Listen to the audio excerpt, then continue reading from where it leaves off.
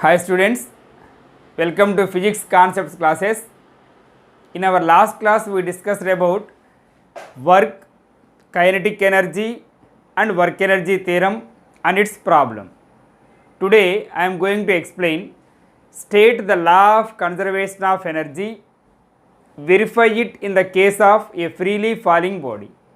See here statement. What is the statement? The total mechanical energy remains constant if the internal forces are conservative and the external forces do no work, or energy can neither be created nor be destroyed, but it can be transferred from one form to another form without any loss or gain of energy. The total mechanical energy remains constant in this universe. Understand? Again I am repeating, energy can neither be created nor be destroyed. Energy can neither be created nor be destroyed, but it can be transferred from one form to another form without any loss or gain of energy. The total mechanical energy remains constant in this universe. See one example. In an electric bulb, electrical energy converts into light and heat energy. Another example, in a battery, chemical energy converts into electrical energy. Understand? This is the statement. After that explanation, just write down. Energy can neither be created means ఎనర్జీని మనం create చేయలేం, నార్ be destroyed, ఉన్న ఎనర్జీని destroy చేయలేం. మరి ఏం చేయగలం? ఒక ఫామ్లో ఉన్నటువంటి ఎనర్జీని ఇంకొక ఫామ్లోకి కన్వర్ట్ చేయగలం. ఎలా కన్వర్ట్ చేయగలం?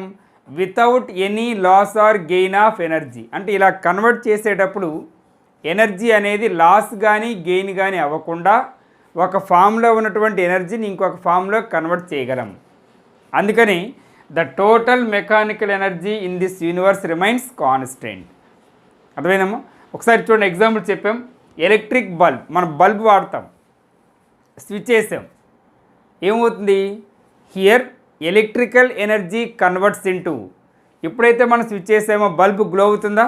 వెలుగుతుంది. అంటే లైట్ ఎనర్జీ ఫామ్ అయింది. అలాగే ఒక హాఫ్ అన్ అవర్ ఆగిన తర్వాత ఆ బల్బ్ని టచ్ చేస్తే హీట్గా వస్తుందా? వేడిగా ఉంటుందా? సో ఇక్కడ ఏ ఎనర్జీ ఏ విధంగా కన్వర్ట్ అయింది? Here electrical energy converts into light and heat energy. అర్థమైందమ్మా? అలాగే బ్యాటరీ, అంటే మనం ఏసీ రిమోట్స్కి వాడతాం, అలాగే టీవీ రిమోట్స్కి యూజ్ చేస్తాం. ఆ చిన్న చిన్న సెల్స్, ఆ బ్యాటరీలో ఉండే ఎనర్జీ ఏంటి? Chemical energy. ఆ కెమికల్ ఎనర్జీ ఏ విధంగా కన్వర్ట్ అవుతుందో చూడండి. In a battery chemical energy converts into electrical energy. చూడండి, ఇక్కడ ఒక ఫామ్లో ఉన్నటువంటి ఎనర్జీని ఇంకొక ఫామ్లో కన్వర్ట్ చేసాం. అంతేగాని మనమేం కొత్తగా క్రియేట్ చేయలేదు, ఉన్న ఎనర్జీని డిస్ట్రాయ్ చేయలేదు. ఇది స్టేట్మెంట్. ఇది కంపల్సరీ రాయాలమ్మ. ఇది కానీ రాయాలి, మీ ఇష్టం. అర్థమైందా? Right down. మా verification of a freely falling body. See here, let us consider a body of mass m is released from a height h. h అనే హైట్ నుండి ఒక బాడీని ఫ్రీగా ఫాల్ చేసాం, పైనుంచి కింద పడేసాం. As the body falls freely its height gradually decreases. As the height decreases its potential energy decreases. Similarly, ఈ పైనుండి కింద పడేటప్పుడు వెలాసిటీ ఏమవుతుంది? ఇనిషియల్గా దీని వెలాసిటీ 0 అమ్మ. ఇనిషియల్ వెలాసిటీ 0 నుండి మనం స్టార్ట్ చేస్తున్నాం. As the body falls freely its velocity gradually increases. Velocity ఏమో ఇంక్రీజ్ అవుతుంది, హైట్ ఏమో డిక్రీజ్ అవుతుంది. వెలాసిటీ ఇంక్రీజ్ అయితే ఆ బాడీకి ఏ ఎనర్జీ ఉంటుంది? కైనెటిక్ ఎనర్జీ ఉంటుంది.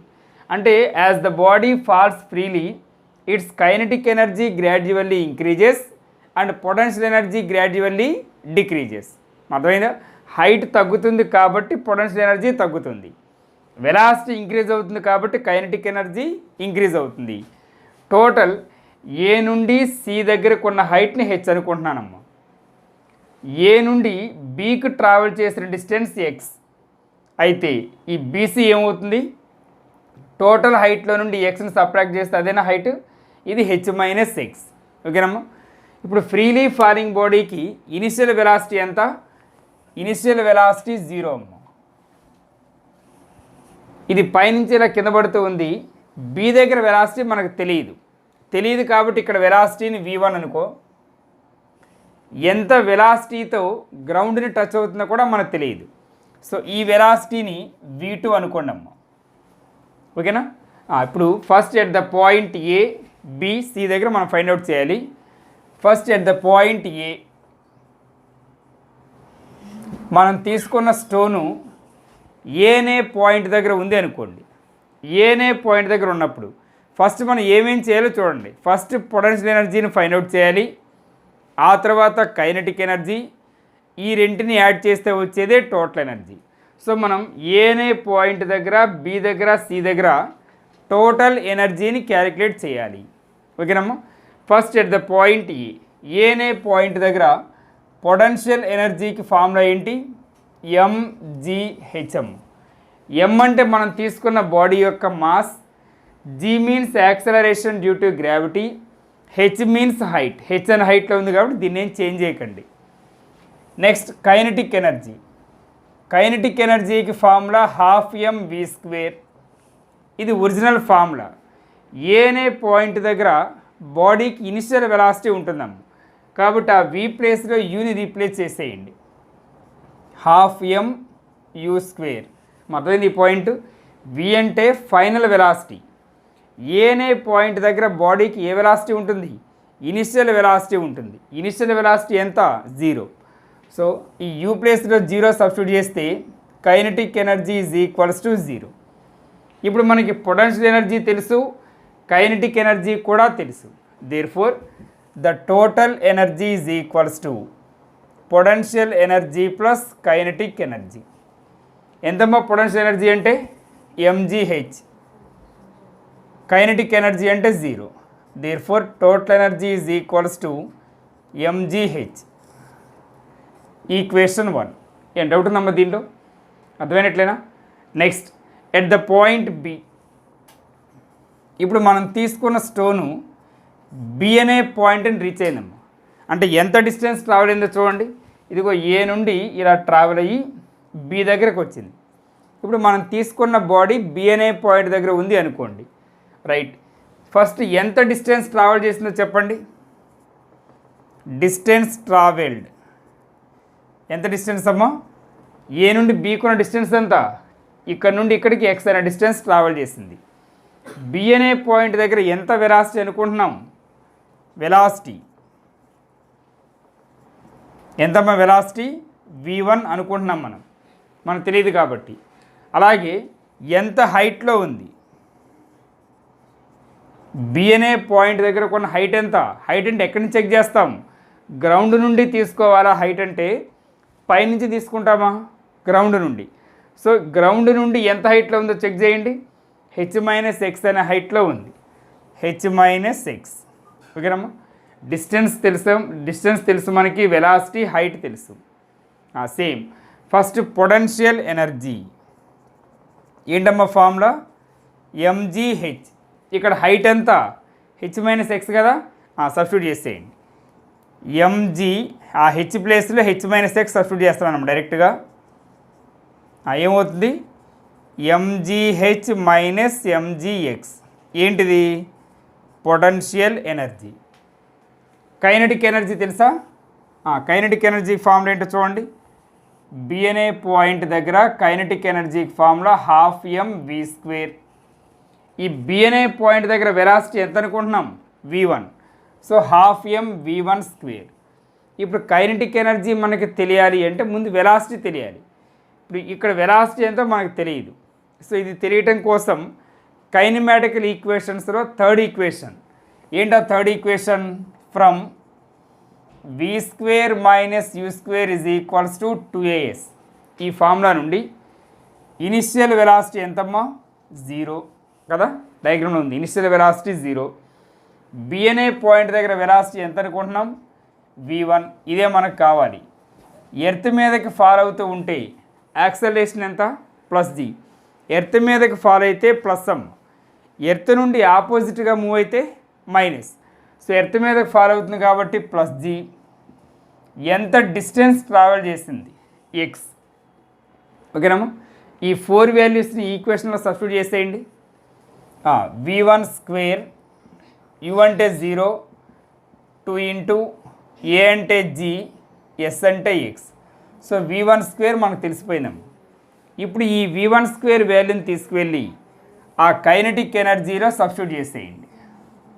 Therefore kinetic energy is equals to half into m into ఎంత v1 స్క్వేర్ అంటే 2gx. ఏమైనా క్యాన్సిల్ అవుతాయా? 2 క్యాన్సిల్ అమ్మ, ఇక 2 క్యాన్సిల్. So mgx. ఇప్పుడు మనకి పొటెన్షియల్ ఎనర్జీ తెలుసు, కైనెటిక్ ఎనర్జీ తెలుసు. Therefore total energy is equals to potential energy plus kinetic energy. ఎంత చూడమ్మా, mgh minus mgx potential energy అంటే mgh minus mgx plus kinetic energy చూడండి mgx. మా mgx క్యాన్సిరా, ఎంత answer mgh. So total energy is equals to mgh. Equation 2. ఏనే point దగ్గర ఎంత వచ్చింది mgh, బి దగ్గర ఎంత వచ్చింది mgh.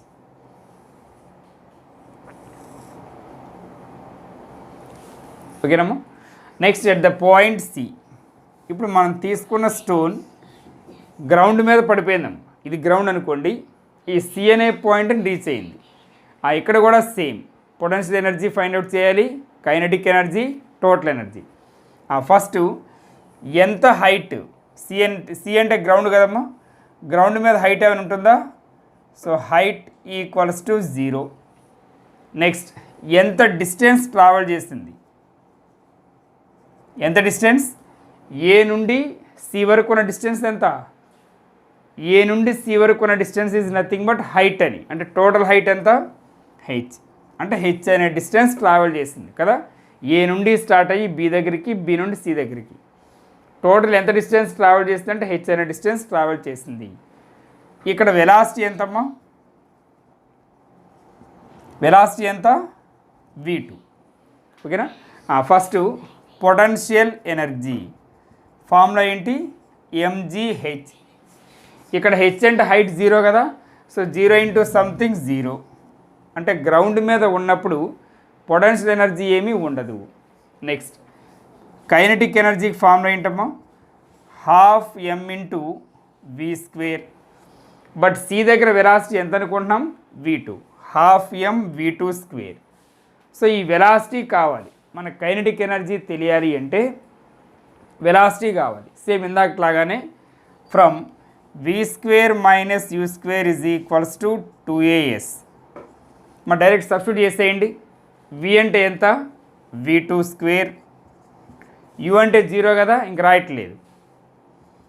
2 ఇంటూ ఏ మీన్స్ యాక్సలరేషన్, ఎర్త్ మీదకి ఫాలో అవుతూ ఉంటే ప్లస్ జీ అని చెప్పాను కాబట్టి ప్లస్ జీ. ఎంత డిస్టెన్స్ ట్రావెల్ చేసిందమ్మా, మొత్తం హెచ్ అనే డిస్టెన్స్ ట్రావెల్ చేసింది. అవునా, ఏ నుండి సి వరకు ఉన్న డిస్టెన్స్ ఎంత h. So v2 square value తెలిసిందమ్మా. ఈ v2 స్క్వేర్ని తీసుకువెళ్ళి ఈ కైనెటిక్ ఎనర్జీలో సబ్స్టిట్యూట్ చేయండి. Therefore kinetic energy is equals to half into m into v2 square అంటే 2gh. మా 2 క్యాన్సిరా, ఎంత ఎవరు మిగిలారు mgh. ఇప్పుడు మనకి పొటెన్షియల్ ఎనర్జీ తెలుసు 0, కైనెటిక్ ఎనర్జీ mgh, ఆ రెండు యాడ్ చేసేయండి. Therefore total energy is equals to potential అంటే 0 ప్లస్ mgh, ఎంతమ్మా mgh. Equation 3. So from equations 1, 2 and 3, from equations 1, 2 and 3 ఏమర్థమైంది, the total energy remains constant, the total energy remains constant in the case of freely falling body, in the case of a freely falling body.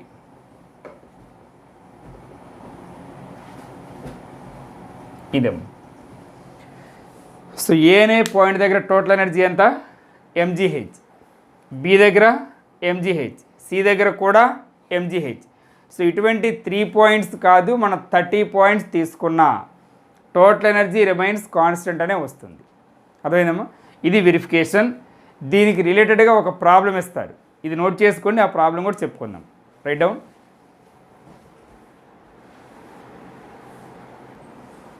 మా problem చూడండి. A machine gun fires 360 bullets per minute and each bullet travels with a velocity of 600 meters per second. If the mass of each bullet is 5 grams, find the power of the machine gun.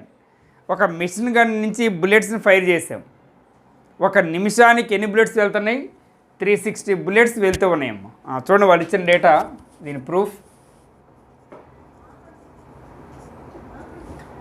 Number of bullets ఎన్ని ఇచ్చారమ్మా? 360 bullets వెళ్తూ ఉన్నాయి. ఎంత టైంలో? 1 minute. 1 minute అంటే 60 seconds అమ్మ. So 60 secondsలో 360 bullets వెళ్తూ ఉన్నాయి ఒక మెషిన్ గన్ నుండి. తర్వాత వెలాసిటీ ఆఫ్ ఈచ్ బుల్లెట్ ఎంత? Velocity 600 meters per second. Mass of each bullet, ఒక్కొక్క బుల్లెట్ మాస్ ఎంత? 5 grams. ఎప్పుడైనా ముందు మనం ఇచ్చిన డేటా మొత్తం ఎస్ఐ సిస్టంలో ఉందో లేదో చెక్ చేసుకోవాలి. ఇక్కడ చూడండి, గ్రామ్ అనేది సిజిఎస్ యూనిట్, దీన్ని ఎస్ఐలో కన్వర్ట్ చేయండి. ఎలా? 5/1000 kg, కేజీలో కన్వర్ట్ చేశాను. అయితే find the power of the machine gun అని అడిగారు. పవర్ ఫైండ్ అవుట్ చేయాలి. పవర్కి ఫార్ములా ఏంటి? The rate of doing work is called power. W/T is called power. మనం ఆల్రెడీ ప్రీవియస్ క్లాస్లో కూడా చెప్పానమ్మా నేను. వర్క్ డన్ అనేది డిఫరెంట్ టైప్స్ చెప్పాను మీకు. ఇక్కడ జరిగిన వర్క్ డన్ చూడండి, ఇన్ టర్మ్స్ ఆఫ్ వెలాసిటీలో ఉంది. వెలాసిటీలో ఉంటే ఇక్కడ జరిగిన వర్క్ డన్ ఎవరికి ఈక్వల్? కైనెటిక్ ఎనర్జీకి equal. So kinetic energy by time. Kinetic ఎనర్జీకి ఫార్ములా ఏంటి? 12 mv² బై టైం టీ. ఇప్పుడు ఇది ఒక బుల్లెట్ మూవ్ అయితే, ఇక్కడ ఒక బుల్లెట్ మూవ్ అవుతుందా, నెంబర్ ఆఫ్ బుల్లెట్స్ మూవ్ అవుతూ ఉన్నాయా? నెంబర్ ఆఫ్ బుల్లెట్స్ మూవ్ అవుతున్నాయి కాబట్టి ఇంటూ ఎన్. ఇదేమో ఫార్ములా. ఈ ఫార్ములా రాసినందుకే మీకు 1 mark ఇస్తారు. ఇది ఫార్ములా. నెక్స్ట్ ఆ వాల్యూస్ మొత్తం దీనిలో సబ్స్టిట్యూట్ చేసేయడము. Therefore power P is equals to 1/2 into mass అంటే ఎంత? 5/1000. Velocity square 600 into 600. Number of bullets ఎన్ని? 360. ఓకేనమ్మా? దీన్ని క్యాలిక్యులేట్ చేస్తే 5400 వాట్. దీన్ని 5.4 kilowatt అని రాస్తాము. ఇది final answer. Units compulsory mention చేయాలి. అర్థమైందా? టోటల్ ఇంతవరకు రాస్తే 8 marks. అర్థమైందమ్మా? Right down.